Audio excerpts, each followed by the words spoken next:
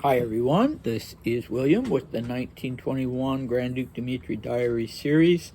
I've got another serious jacket on today like I had yesterday as we continue to talk about Dmitri's significant visit to Berlin in March 1921. So yesterday I actually did two videos, one which didn't center on a diary entry but a book by the historian Walter Lecour called Russia and Germany, A Century of Conflict, and he does talk a little bit about the right-wing Russian emigres in the 1920s and later in Germany, principally in Berlin and in Munich. So a recap, so that's a recap of the second video. The first video I did, which was actually based on the diary entry, Dmitri is bemoaning the fact that there was a misunderstanding with General Galeevsky, who was kind of his informal adjutant, that Galeevsky was supposed to go to Berlin and very discreetly make some contacts there of people that Dmitri could talk to, but instead he kind of went like John the Baptist ahead of Christ, saying, this very important person is coming, so let's all get ready. And so Dmitri was afraid that this would have bad repercussions, that he would end up looking ridiculous or seeming to play a partisan political role, either the one or both. And I'm not quite sure if he already, at the time that he's writing this diary entry, if he's already begun to suffer some of those exact repercussions. But anyway, this is the 15th of March, 1921, this diary entry, and it's a long one. He started out talking about the Kronstadt Rebellion in Russia, which also took place in March 1921, and now he's talking about Berlin. And so this will be the 7th video I've done on this one long diary entry of the 15th of March. So who will be the cast of characters this time around? Well, the only person mentioned by name in this section is Galeevsky, General Galeevsky, but again, as before, we have the unnamed, as yet unnamed monarchists, Russian monarchists in Berlin, and specifically 6 guards officers, also unnamed. Okay, let's let Dmitri speak now. I had only just decided to leave Copenhagen when the thought occurred to me to stop by Berlin on my way back in order to confer with 2 or 3 representatives of the monarchist organizations.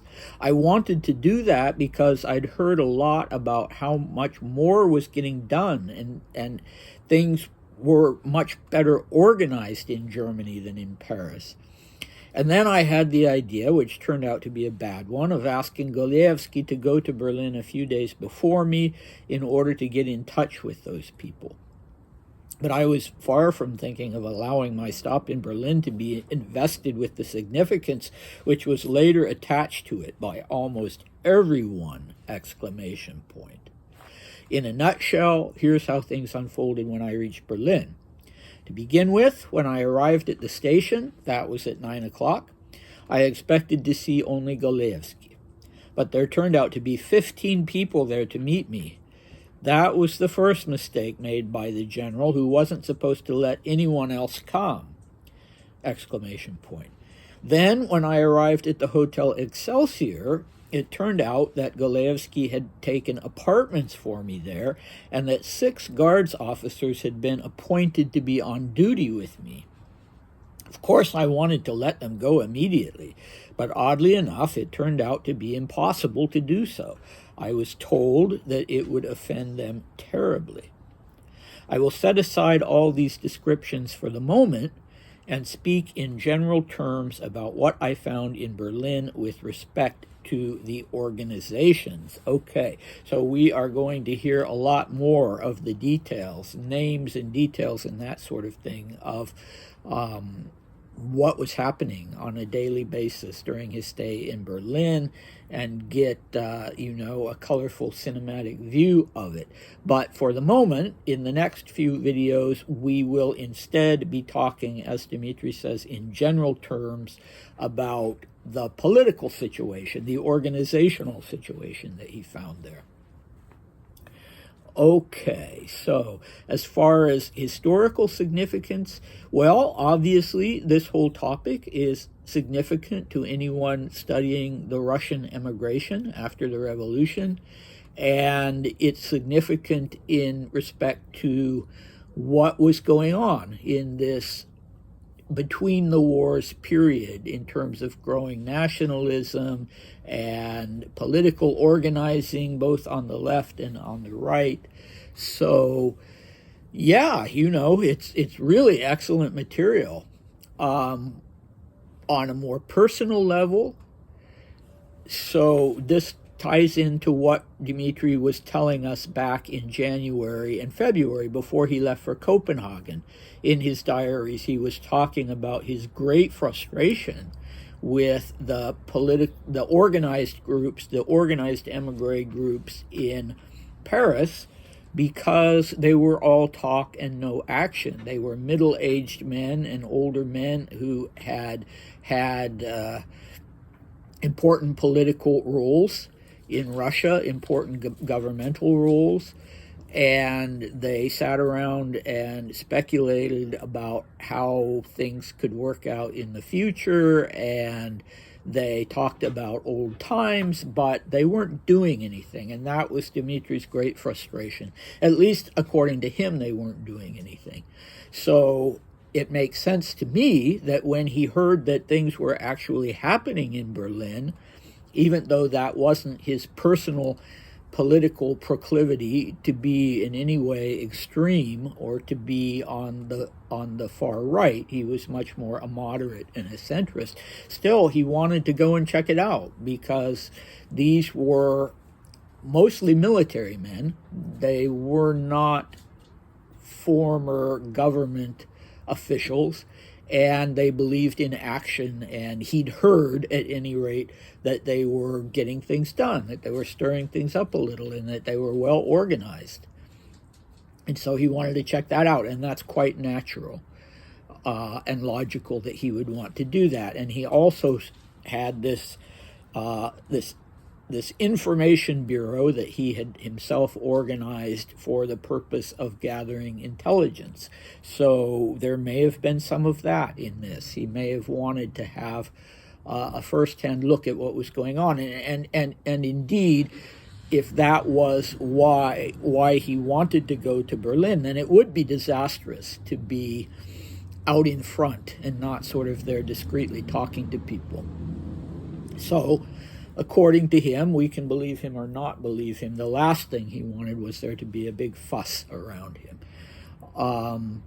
And he also denies an intent to make anybody think that this was his big debut, saying, here I am, I'm the Tsar in waiting, I'm, at the very least, I'm revealing that I have in mind a political role. So he's telling us he didn't want to do that. And yeah, these are precisely the issues that are going to be so important when he gets back to Paris. And so I'm wondering if, yeah, he's writing this long diary entry in Paris, and I'm wondering if that's why in this preliminary part he's bringing this up, and we'll learn more in detail later about what those repercussions were. So from there we go to the scene at the station. I forgot the name of the station. I know precisely what station it is because it's the station across the street from the Excelsior Hotel. And I'll have to put that in the description of this video because I didn't think to look it up and remind myself the name of the station. I'm not sure the station is even still there. The hotel is not still there.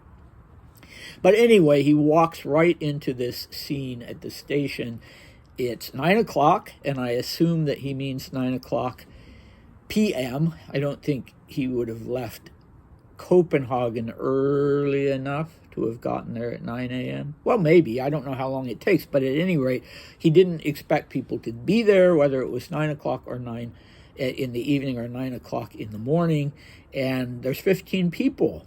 So, yeah, that would be, if you weren't expecting it, that would be a bit awkward. And then even more when he gets to the hotel and he finds that he doesn't just have a room or a suite, he has a whole apartment. He even uses the plural and says apartments, but I'm not sure if he means more than just, one apartment that he can use as kind of an official bureau for himself, to receive people and have important political meetings and that sort of thing. So he wasn't expecting that. That's the second surprise. And the third surprise is that there are these 6 guards officers there who are there to serve him. They're on duty. They're going to be his staff while he's in Berlin. And what the heck does he need a staff for? I'm not even sure if Dmitri ever had 6 guards officers attached to him as an entourage or a staff, even before he left Russia, even before the revolution. I tend to think he didn't. There were occasions when he was doing a particular activity, like when he opened the first Russian Olympiad, when he would have had an entourage. But by and large, this wasn't something that he would be going around like a Tsar with 6 adjutants on duty at one time. So, there was that, and he's a little bit horrified by that, and he wants to send them away, but I think it's quite understandable that the person who told him, whether it was Galeevsky taking him aside or someone else, look, you can't dismiss these guys or they're going to be very offended. They're proud and honored to have this job. So, I don't think it was he really wanted to keep them around as an ego boost. I think he probably would have preferred to have gotten rid of them. But there it was. That was the situation. Okay, the hotel itself, the Excelsior, as I said, unfortunately it no longer exists. Otherwise, if I was in Berlin, I would definitely go and check it out.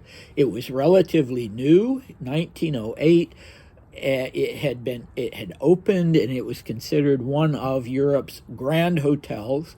And in fact, the movie starring who is it? Garbo, I think, Greta Garbo, called Grand Hotel, the Hollywood movie from the 30s, was based on the Excelsior. And actually, it was based on a German book that was based on the Excelsior. And one of the interesting things about the hotel that I found online was that it had a tunnel connecting it. It was directly across the street from this big train station, and it had a tunnel, a special tunnel for guests only, connecting the train station to the hotel. But Dmitri didn't get to use that tunnel because it wasn't built until the late 1920s, so he was a few years too early to use the tunnel. He had to, with his 6 officers, actually cross the street. But, like any grand hotel, it has a very interesting history, and I really enjoyed reading about it. So if you have a chance to look, it has its own Wikipedia entry, the Excelsior Hotel in Berlin. Take a look at that. And so that's all for today. Dmitri has informed us what he will be talking about next, which is, he'll be what I found in Berlin with respect to organizations, so political organizations. So come back for that, and I'll see you next time. Bye.